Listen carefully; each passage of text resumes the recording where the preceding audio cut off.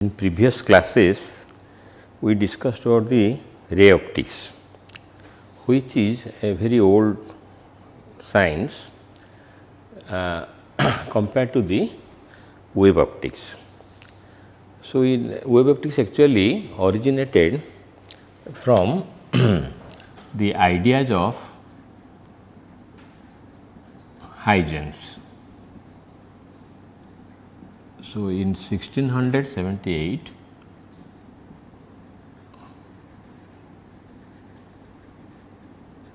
Huygens gave the wave theory. So, he said that light travels not as a particle as suggested by Newton in his corpuscular theory, but as a wave. So, naturally wave means there will be crest and trough, and there will be speed of the wave propagating energy to the surrounding medium. So, he said that a point source produces spherical waves and a linear source like a bar light that gives out cylindrical waves, and they all travel with the speed of light and they expand and ultimately become plane.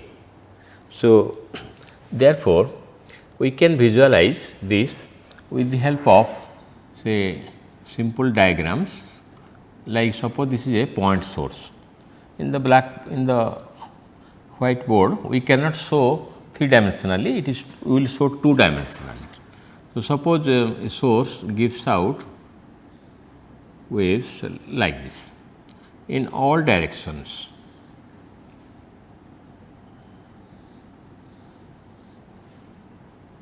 And many such things, many such waves. So, there will be crests and troughs, crest, trough like that. So, Huygens said that a concept like crests, all the crests be joined, crests of in the same phase. So, they are joined to give rise to, it looks like a circle in 2 dimension, but actually it is a sphere. So, similarly, all the troughs can be joined to give rise to another spherical wavefront. So, these are the spherical wavefronts.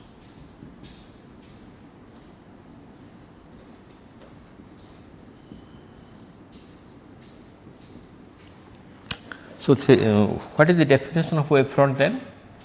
So, definition of wavefront is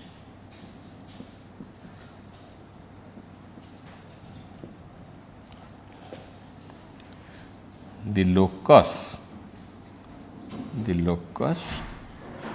of all the points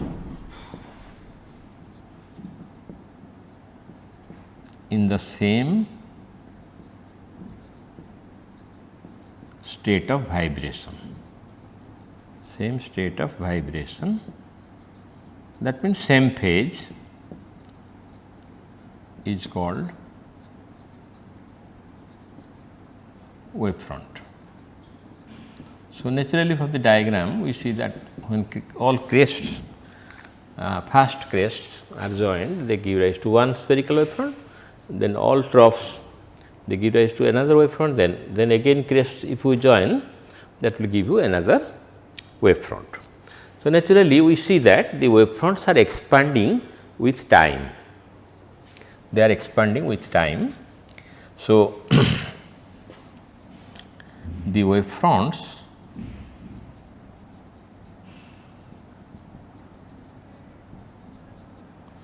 expand with time.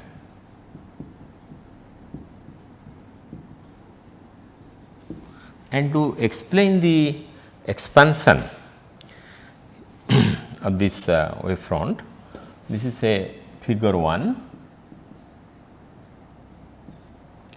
Then he thought about the secondary wavelets. So, what are the secondary wavelets? We will explain.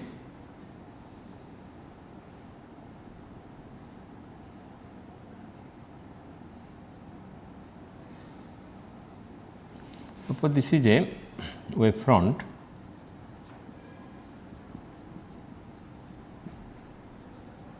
at time t, some specific time t, this is the wave front. Naturally, if the source will be here and the speed of light will be c, so it will be the radius is c t. Then he said that all points of a wave front become new sources, all points become new sources of secondary wavelets. That means, all points give out waves like this. So, all these things can be joined and you get another wave front by joining the envelope of all the secondary wavelets. So, this is the wave front at t plus dt. So, what is dt then? It is a small radius for the secondary wavelet. So, that is your c dt, and in this way you can complete it, all these things. So, this gives rise to a new wave front. Again the process starts for the outer wave front. So, they also become greater and greater. Then they say that it does not stop even after becoming plane. A sphere becoming very large appears as a plane. So, this line represents a plane, line in 2 dimension represents a plane in 3 dimension. So, he says that even then the line is produced, the secondary wavelets still emerge and the tangent plane to all the secondary wavelets gives rise to the plane wave front after a certain time. So, this is the wave front at t plus dt, and this is the wave front at t, and this thing as usual is the c delta t or c dt, we can say c dt is equal to radius of the secondary wavelet.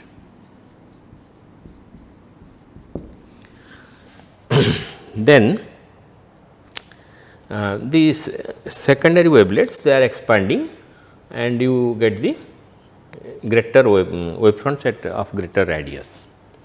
Then the one question arises, why not the secondary waves will move inwards, that means towards the source. Why not they will move towards the source? So, that was a valid point, and which was solved by introducing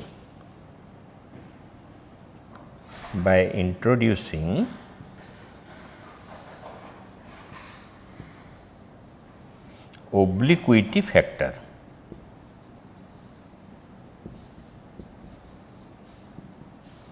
By introducing obliquity factor 1 plus cos theta in the amplitude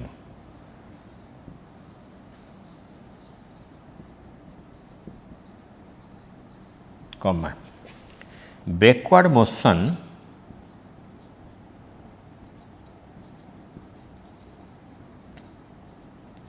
backward motion of secondary wavelets can be prevented.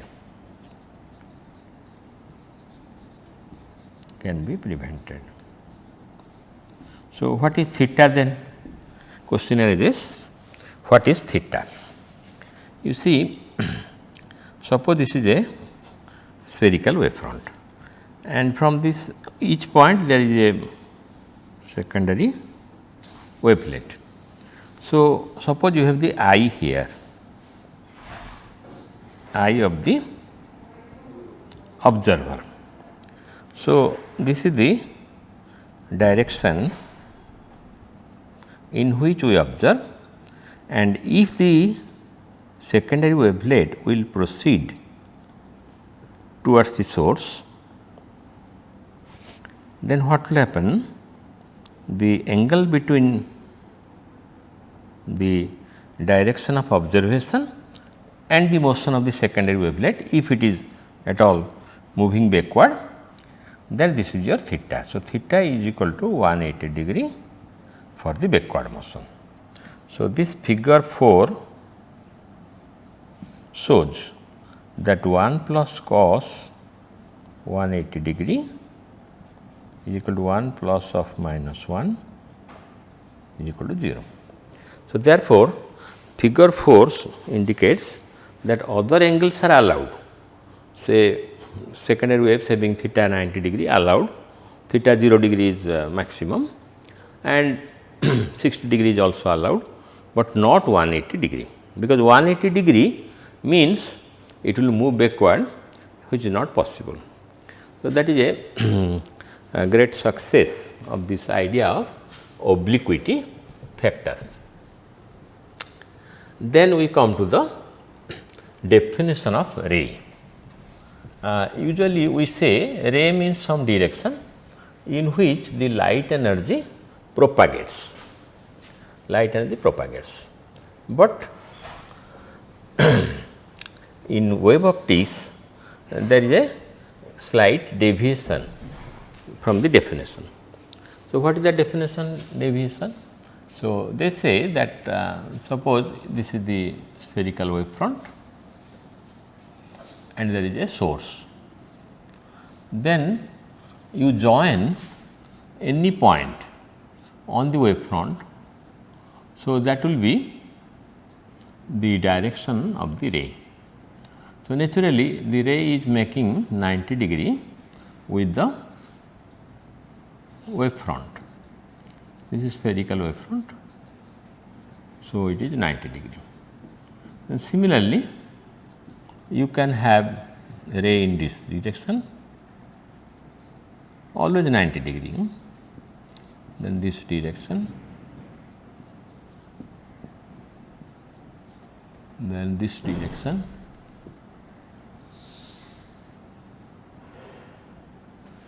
this is also a direction.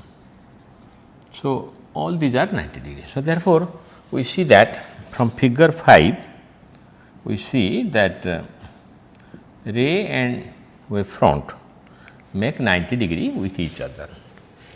So, this idea actually helps us to say that the rays coming from infinity are parallel, because in ray optics we have used that rays coming from a distant object are to be taken as parallel. But why?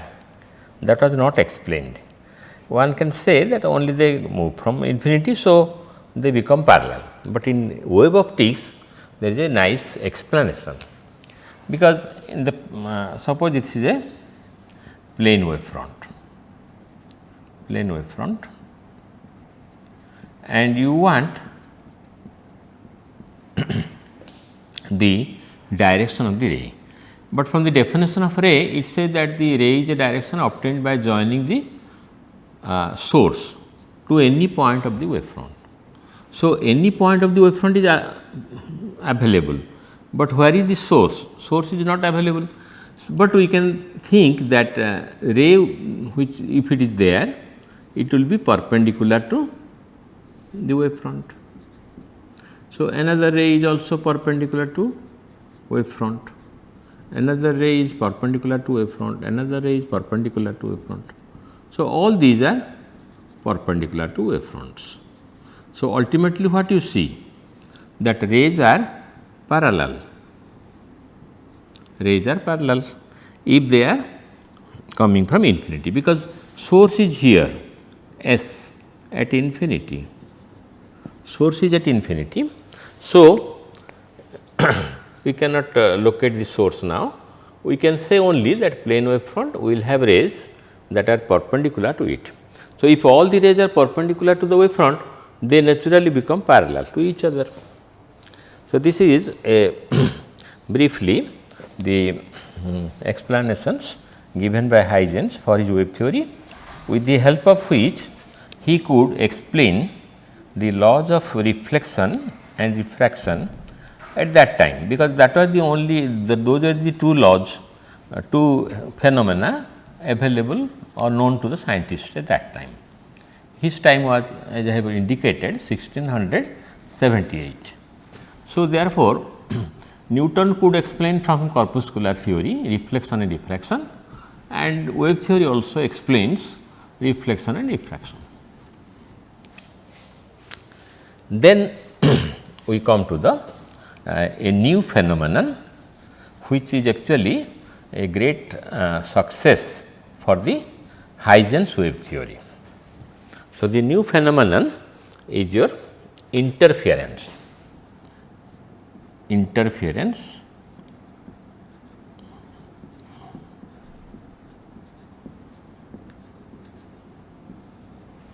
it was discovered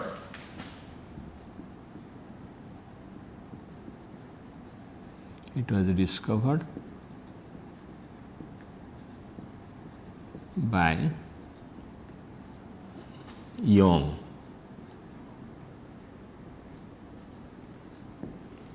in 1800.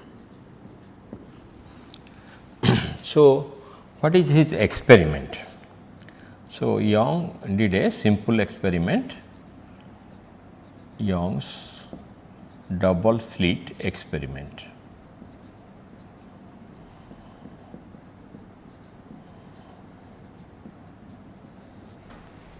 So, his experimental arrangement is very simple. There is a cardboard having two small holes. These holes are say S1 and S2, and these holes are kept at equal distances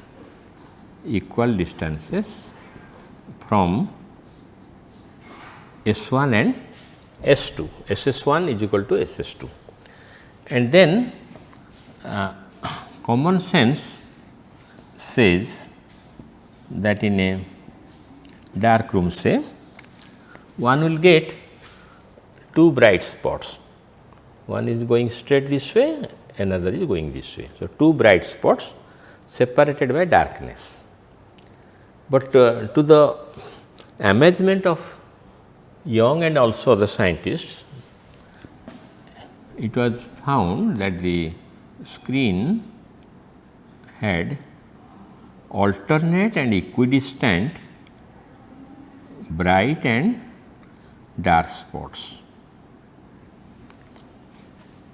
Suppose this is your bright spot and this is a dark spot.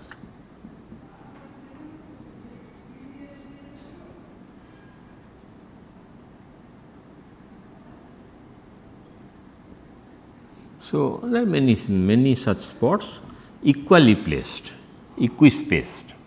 So, bright and dark spots.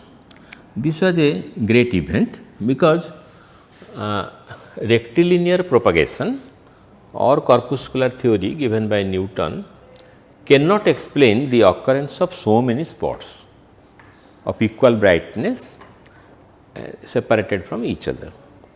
Therefore, and these two, suppose the distance between dark to dark, next dark is called fringe width,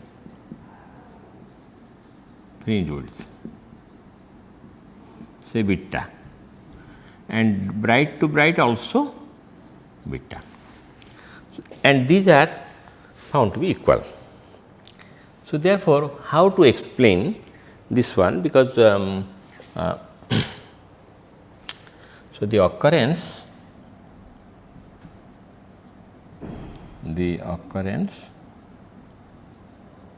of alternate and equidistant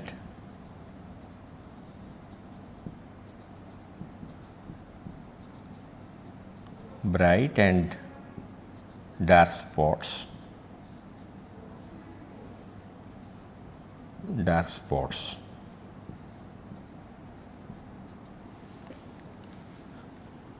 on a screen due to light coming from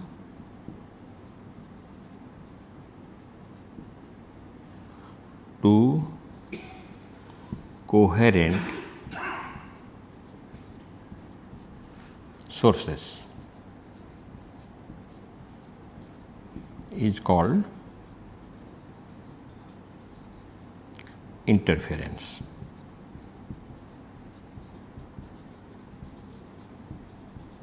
Actually, this light should not be ordinary light, it should be monochromatic. I will explain what is monochromatic and I will explain what is coherent. So, this has to be satisfied, the source must be monochromatic and this SS1, SS2 that makes coherent sources, the waves start at the same time with the same phase and they superpose on each other to give rise to the bright and dark spots. So, the explanation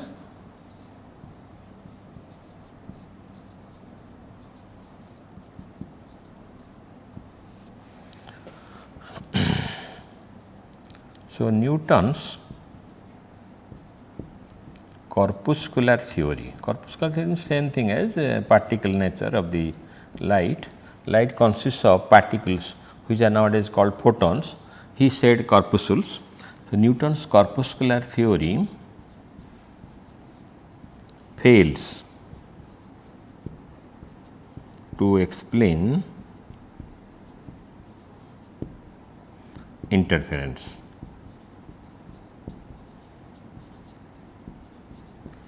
This is shown in this figure. Suppose you have two holes S1 and S2. You can make SS1 is equal to SS2, still then what you get?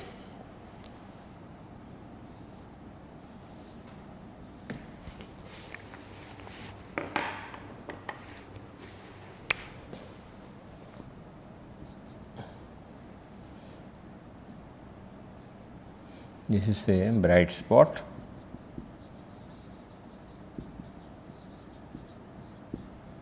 This is a bright spot and these things is a darkness. So, although you just make the same experiment, but you expect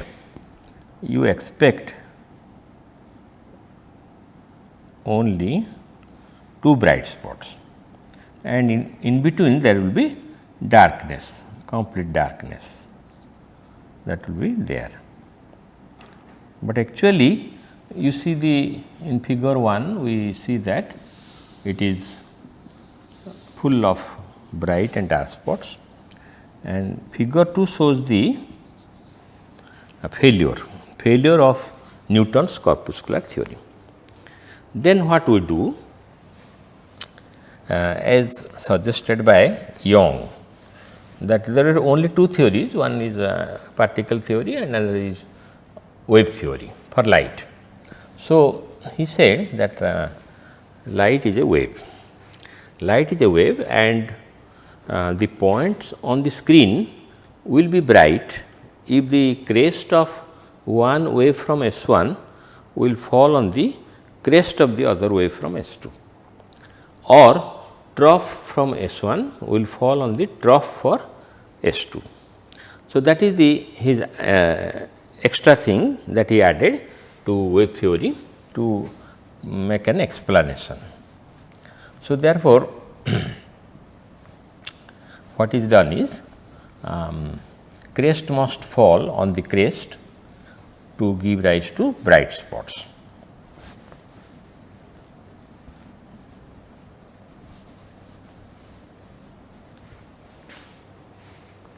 So, we can write according to Young,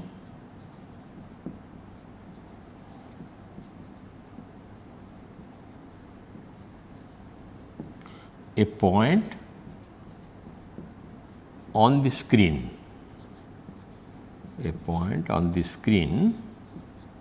will be bright if a crest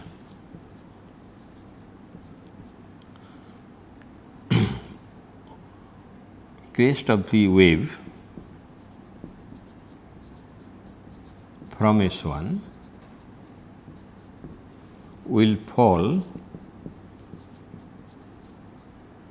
on the crest of the wave from S2. If trough will fall on the trough, also it is possible to get a bright spot. That was his additional thing. And if the crest falls on the trough, then there will be dark spot.